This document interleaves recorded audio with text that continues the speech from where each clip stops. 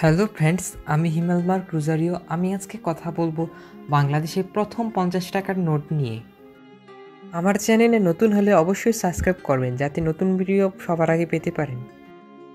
আমার হাতে এখন যে 50 টাকার নোটটি দেখতে পাচ্ছেন, এটি বাংলাদেশের প্রথম 50 টাকার নোট। বাংলাদেশের প্রথম 50 টাকার নোটটি 1976 সালেই প্রথম ইস্যু করা হয়েছে এবং নোটটিতে স্বাক্ষর রয়েছে বাংলাদেশের তৎকালীন গভর্নর নাজিরুদ্দিন আহমেদের। 50 টাকার এই নোটটির সামনের অংশের ডান দিকে রয়েছে তারা মসজিদের ছবি এবং নোটটির মাঝখানে রয়েছে নকশা করা দুটি কবুতর এবং নোটটির 4 কোণে 50 বাংলায় লেখা।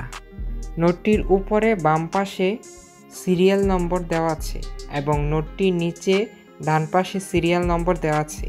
নোটটির উপরে বাংলাদেশ ব্যাংক লেখা রয়েছে এবং নোটটির নিচে গভর্নরের সিগনেচার রয়েছে।